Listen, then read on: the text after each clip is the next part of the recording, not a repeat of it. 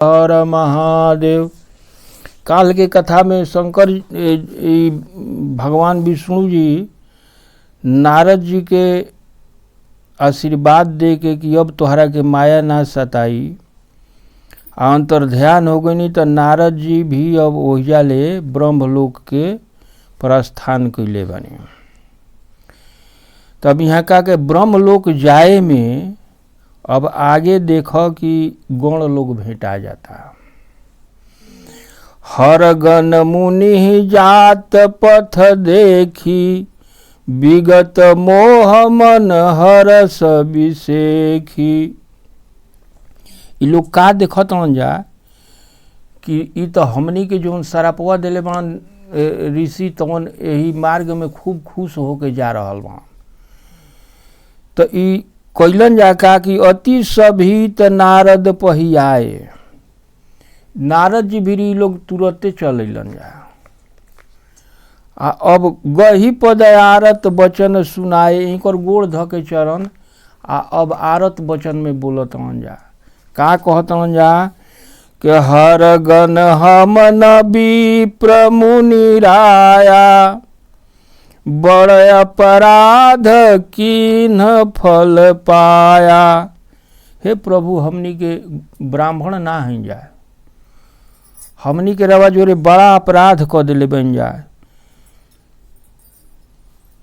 तो अब भाई रवा सब होइन जाके श्राप अनुग्रह करहूँ कृपाला, बोले नारद दीन दयाला। हमनी के शिव जी के गण रह जा, विप्र रूप में रह जा, लेकिन अब रवा हमनी पर कृपा करी। आ जौन शराप देले बानी ओकरा के रवा खत्म करी। तब नारद जी का कहतन कि नारद जी अब बोलतन, निशिचर जाई हो तुम दो, वैभव विपुल तेज बल हो।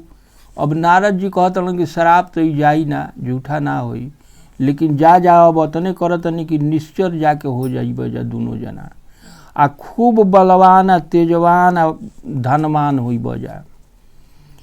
भुज बल विश्व जितब तुम जहिया, धरि हहि विष्णु मनुज तन तहिया। अपना भुजा के बल से जब विश्व भर के तू जीत लेब तो तोहरा भेरी विष्णु भगवान फिर अवतार ले ली हम। आ ओही घड़ी शरीर धारण क के मनुष्य के समर मरन हरि हाथ तुम्हारा, होयहु मुकुत न पुनि संसारा। उनके जोरे जब युद्ध हुई तो वो हमें तू मरब तब फिर अब तुहार मुक्ति हो जाए, फिर संसार के आवागमन से तुहार छुटकारा हो जाई। चले जुगल मुनि पद सिर नाई, भय निशाचर काल ही पाई। युद्ध में हरि के हाथ से मृत्यु होगी, जिससे तुम्हारी मुक्ति हो जाएगी और फिर इस संसार में जन्म नहीं लोगे। वे दोनों मुनि चरणों में सिर झुकाकर चले और समय पाकर राक्षस हो गए। अब दोनों जना मुनि के गोड़ लाग के अब चलन जा कि राक्षस हो कहीं के बाद तब चल दिलन जा। आ मुनि लेके गोड़ लाग के अपन फिर अगला जन्म में राक्षस हो गइलन जा।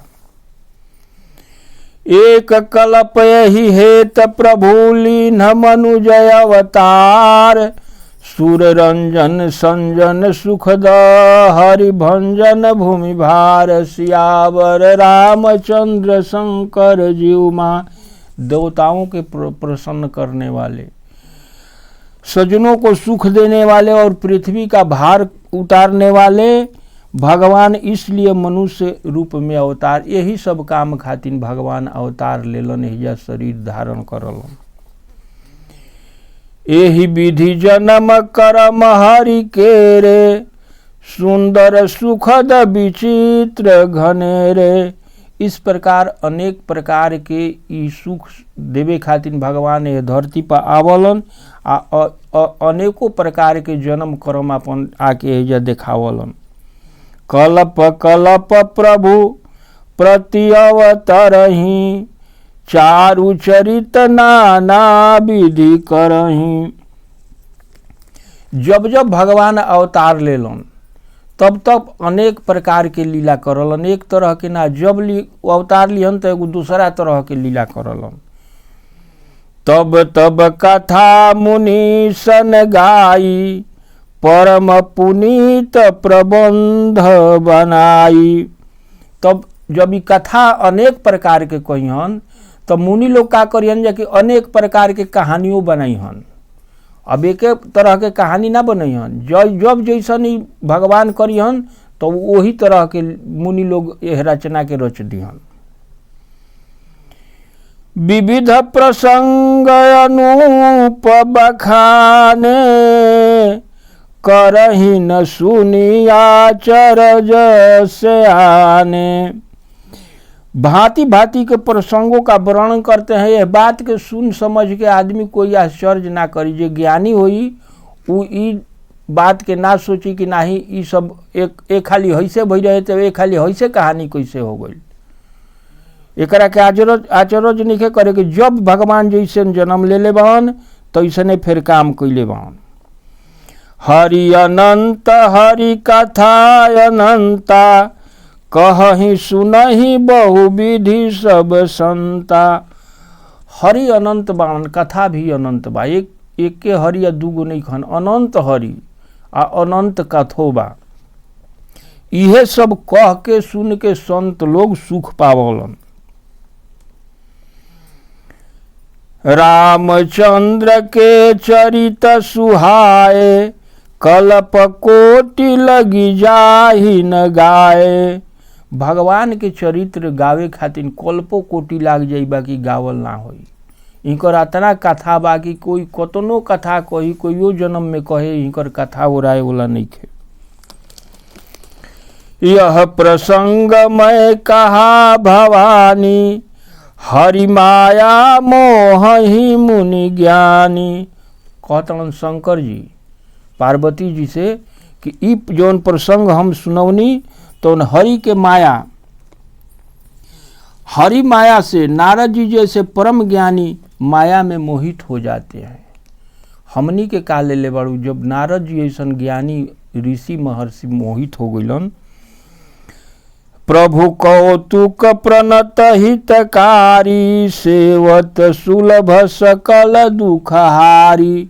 शरणागत के हित करने वाले वे सेवकों के दुखी होने को हरने वाले हैं। कहतन कि जे शरणागत बा ओकरा के सुख देलन, आ जेकरा दुख बा भगवान के कृपा होला तो ओकर दुखो हर लेलन। यह प्रभु हमन। लेकिन कोई ऐसा आदमी नहीं खे जेकरा के कि भगवान मोह नहीं खन डाल देले। हर आदमी के मोहित के मोह के बस में हो गइल बा। जेहि न मोह माया प्रबल, सुर नर मुनि कोई नाही। भजिय महामायापति, अस विचार मन माहि। सियावर रामचंद्र शंकर ज्युमा। ऐसा मनुष्य मुनि आ देवता कोई नहीं है जो माया के भगवान के बस में नहीं हुआ। अब मन में ऐसा विचार कर श्री राम का भजन करना चाहिए। मन में मोह हो जाए से का बोल, फिर भी मन में सोच के आ भगवाने के भजन करे के चाहिए। अपर हेतु सुनु शैल कुमारी, कहु विचित्र कथा विस्तारी। कहतन कि हे पार्वती जी अब भगवान के अवतार का दूसरा कारण सुनाई। तब एगो पहिल का कारण तोहरा के सुना देनी, अब दूसरा का कारण सुनो। जेहि कारण अजय गुणय रूपा, ब्रह्म भयउ कौशलपुर भूपा। अब का कहतन भगवान शंकर जी कि अब ऊ कथा कहब जौन अयोध्यापुरी में भगवान जौना जन्म ले ले बाण। अब ई कथा शुरू करब। जो प्रभु विपिन फिरत तुम देखा, बंधु समेत धरे मुनि भेषा। अब याद पार पिछला जन्म के जवना प्रभु के तू जंगलवा में घूमत देखले रहू अपना भाई के साथ पत्नी के साथ, अब हम ओकरे कथा कहब, ओकरा के तू ध्यान कर, याद पार। जा सुचरित अवलोकी भवानी, असती शरीर रहेहू बौरानी। जवना चरित्र के देख के सती बौरा गई रही, बावली हो गई रही। भगवान के उ रूप देखली, उ चरित्र देखली तो सती बौरा गई रहू, तू ही बौराई रहू वो जन्म में। अजहु न छाया मिटती तुम्हारी, तास चरित सुन भ्रमरु जहारी। ओह जन्म ले एह जन्म में आ गई बड़ू लोग को छाया अबे तोहरा बाबा। जैसे आदमी ना कहलन कि आदत हो जाला तो कतनो आदत सुधरबू, तो उ कहतलन कि सती के जवन भई रहे अब तू आइल बाबू, फिर भी तोहरा पर तनी मनी छाया बा, लेकिन का कर कि लक्ष्य अवतार भगवान ने जो लीला की वो सब मैं तुझे सुनाऊंगा। कहतलन कि अब उ छाया जौन बात और मिटत नइखे तोहरा पर, उन्हीं के चरित्र सुनो। अब कहतलन कि भ्रम के त्याग के आ उनके चरित्र सुनो जौन जंगलवा में तू देखले रहो। उस अवतार में भगवान ने जो जो लीला किया वह सब मैं सुनाऊंगा। वो अवतार में राम जौन कैले बनन तो उन सब लीला अब तोहरा के सुनाई। तब शंकर जी जितना रामायण में लीला भइल बा, कहतन कि अब सब राम के गुण तोहरा के सुनाई। भारद्वाज सुनि शंकर बानी, सकुचि सप्रेम उमा मुसुकानी। अब जाकबल्क जी ने कहा, हे भारद्वाज जी, अब देखो यह कथवा अब प्रयागराज में जाकबल्क जी कहतन भारद्वाज ले कि यह शंकर जी के वचन सुनकर पार्वती जी मुस्काई। भारद्वाज जी के सुनौलन कि ई जौन वचन कहलन शंकर जी, तो पार्वती जी एह बात के सुन के मुस्का तड़ी। आ शिव जी भगवान के अवतार का वर्णन करने लगे। अब देखलन कि पार्वती जी खुश बाड़ी, तो शंकर जी इनकर वर्णन करे लगलन, राम के वर्णन कथा कहे लगलन। सो मैं तुम सन कहूँ सब, सुनि मुनि समन लाई। राम कथा कलिमल हरनी, मंगल करनी सुहाई। सियावर रामचंद्र शंकर जो माँ। अब इन्हें शंकर जी पार्वती जी के सुनावतन, आ इन्हें जागबल्क जी भारद्वाज के सुनावतन। अब भारद्वाज जी का कहतन कि मैं तुमसे कहता हूँ तुम मन लगाकर सुनो। श्री रामचंद्र जी का कथा कलियुग के पापों को हरने वाला है, कल्याण करने वाली है और अति सुंदर है। भारद्वाज जी कहतन कि अब ई कथा जो हम कहतनी तो भगवान राम के कथा कहतनी, अब रवा ध्यान से सुनी, ई कली के सब पाप के खत्म कर देला। स्वंभु मनु अरु सतरूपा, जिन्ह तय भय नर सृष्टि अनुपा।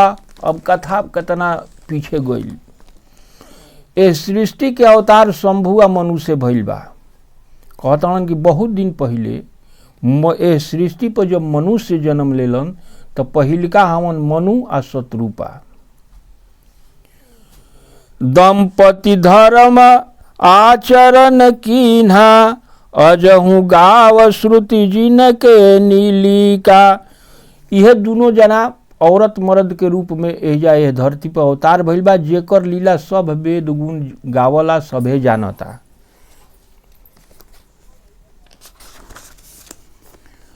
नृपौतान पाद सुततासु, ध्रुव हरि भक्त भयउ सुत जासु। राजा नृप इनका लड़का के नाम उतान पाद रखल गई रहे, आ जेकर लड़का पुत्र ध्रुव जी भइलन। उन मुनि के छोटे लड़के का नाम प्रिय व्रत था, जिनकी प्रशंसा वेदों और पुराणों में है। दो लड़का, एक जना के ध्रुव बा, एक जना के उतान पाद।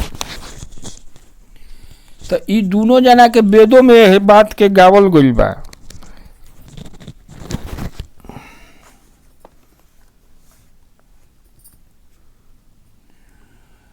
बड़ रहन उतान पाद आ ध्रुव जी, आ उनकर लड़का एगो रहन छोट तवन प्रिय व्रत रहन।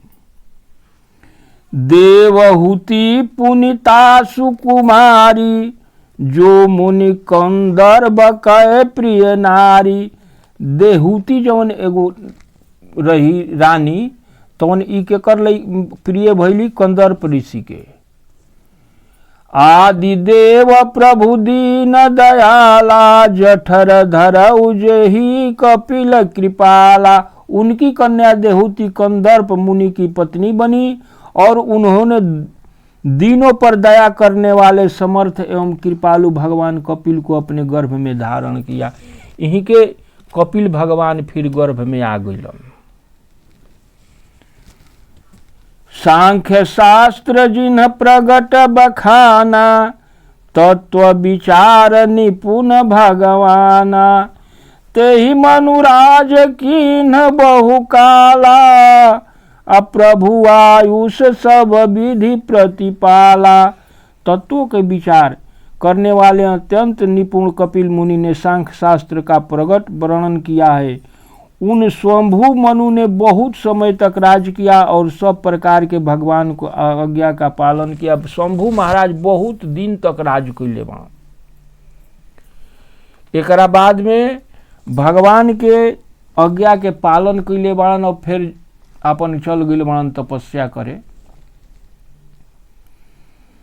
भवन बसत भा चौथापन, होई न विषय विराग। जन्म गयऊ हरि भक्ति बिनु, हृदय बहुत दुख लाग। सियावर रामचंद्र शंकर जो माँ। चौथापन मतलब कहे के कि जब इनका राज करत करत दोनों बेकत के बहुत दिन बीत गई, लेकिन अब कहतलन कि अतना दिन बीत गई तबो हम भगवान के कहियो भजन ना कईनी। अब यही बात के इनका बड़ी भारी दुख लागल। तो दुख लागल तो ई सोचत कि हमार तो जन्म साफे अकारत हो गई कि हे प्रभु हम राउर अतना दिन रहनी, लेकिन हम मर्दे मेहरानू रह गईनी जा हम कबो तोहार भजन ना कईनी। अब ये बात के लेके दुखी हो गई बड़न आ हरि भक्ति करे खातिर अब व्याकुल हो गईलन।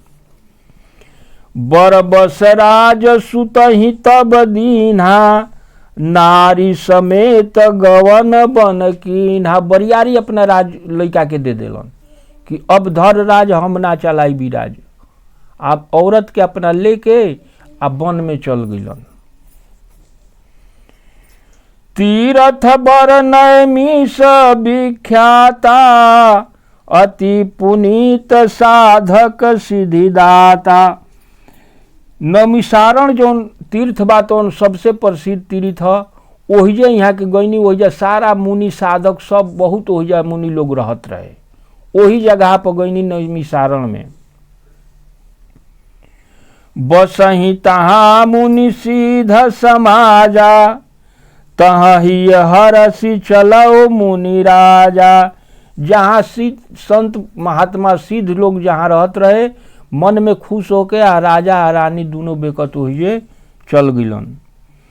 पंथ जात सोहहि मत धीरा, ज्ञान भगति जनि धरे शरीरा। ऐसे सुशोभित हो रहे हैं मानो ज्ञान और भक्ति शरीर दोनों बेकत जात तड़न। तो दुनिया में देखत तड़न जे संत रूप में राजा बा, तो आतना शोभा बे ई लोग देत रहे कि जाना तड़न कि भक्ति या ज्ञान जो बात उन संग ही जा रहा बा। पहुँचे जाई धेनुमति तीरा, हरसि नहाए निर्मल नीरा। धेनुमति तीर के किनारे ही पहुँचलन जा आ वही जा दोनों बेकत खुश हो के शुभ निर्मल जल में नहैलन जा। आए मिलन सिद्ध मुनि ज्ञानी, धर्म धुरंधर नृपरि से जानी। ऋषि महात्मा लोग सुनलन कि बाप रे बाप मनु राजा आइल मान पत्नी के समेत। तो सभे सोचल कि चलो भाई हेतना धुरंधर राजा आइल बान, इनका ले सब आदमी भेंट कैलन। अरे बड़ा आदमी आवलन तो ये ना आदमी सोचलन कि भाई चलो इनका ले भेंट कर, बहुत दिन के बाद ही आइलन।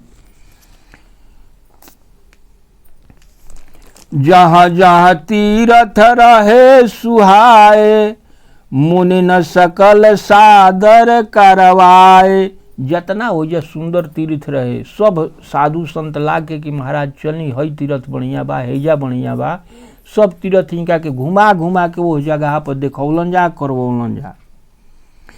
कृष शरीर मुनि पट परिधाना, सत समाज नित सुनहि पुराना। उनका शरीर दुर्बल हो गया था और मुनियों के वस्त्र धारण करते थे और संत समाज में नित्य पुराण सुनते थे। बेचारे अब ओहिजा गुइला के बाद में इनकर शरीर भी दुर्बल हो गई आ ओहिजा संत मुनि जोरे नहात खात रहन आ संत के कथा सुनत रहन, दुर्बल हो गई रहन, कमजोर हो गई रहन।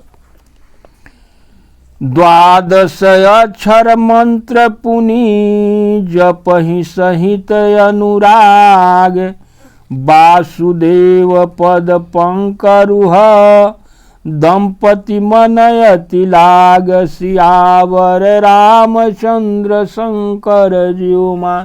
बेचारे पति पत्नी 12 अक्षर के मंत्र जपत रहन। 12 अक्षर कौन रहे कि ओम नमो भगवते वासुदेवाय। यही मंत्र के दोनों जना जपत रहन। आ यह मंत्र के जपे में इतना एहन जना के दोनों जना के मल लाग गईल कि अब भगवान के चरण में ई अब एहन जना के प्रेम हो गई मंत्र जपे से।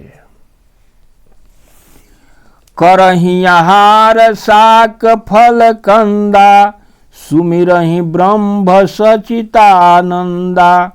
अब भात रोटी छोड़ दिलन जा, फल आ साग खाए लगलन जा आ भगवान ब्रह्म सचितानंद के ई स्वरूप के ई दर्शन करके अब उनके अब ध्यान में रहत रहन जा।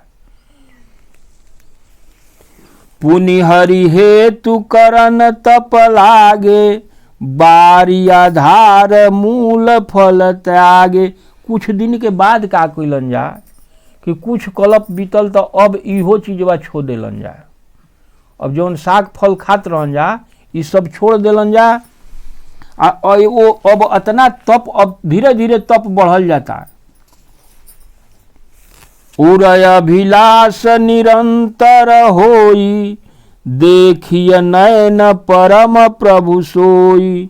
अगुणय खंडय नंदय नादि, अजेहि चिंतहि परमारथ बादी। उसके हृदय में सदा यही अभिलाषा बनी रहती थी कि हम उन परम प्रभु को आंखों से देखें। ये लोग के अभी एकदम दिल में बस गई कि हम जवना प्रभु के पूजा करतनी उनका कि हम अपना आँखी से देखें।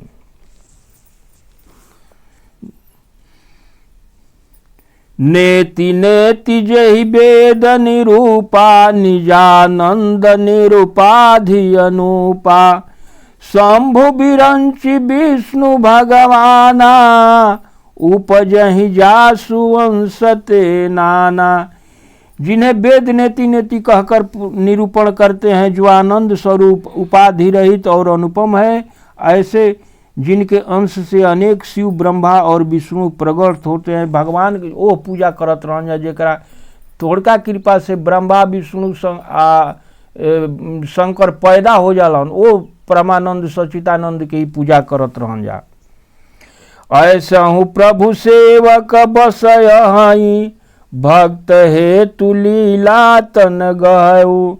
जो यह वचन सत्य श्रुति भाखा, तो हमार पूजहि अभिलाषा। ऐसे प्रभु सेवक के बस में हैं और भक्तों के लिए लीला विग्रह धारण करते हैं। यदि वेदों का यह वचन सत्य है तो हमारी अभिलाषा भी अवश्य पूरा होगी। मनु महाराज कहता नहीं कि अगर सत्य वेद पुराण कहता तो हमरो अभिलाषा पूरा हो जाई, भगवान के हम देख ले। एहि विधि बीते बरस खट, सहस बारी आहार। संवत सप्त सहस्त्र पुनि, रहे समीर आधार। सियावर रामचंद्र शंकर जीव मां। जल पानी के आहार के हवा के 6000 बरस तक बेचारे तपस्या करत रह गइलन जा। फिर 7000 बरस के आयु के सहारे जीवित 7000 बरस तक जीवित रहलन जा। तो अब आगे हंजना के तपस्या के फल जौन बा तो आगे काल कहब। आज अब एहिजे कथा रुकता।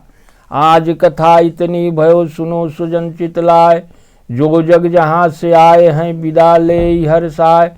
सीतापति रामचंद्र की जय, राधा बर कृष्ण चंद की जय, तुलसीदास जी महाराज की जय, श्री हनुमान जी महाराज की जय। ओम नमः पार्वती पतये, हर हर हर महादेव।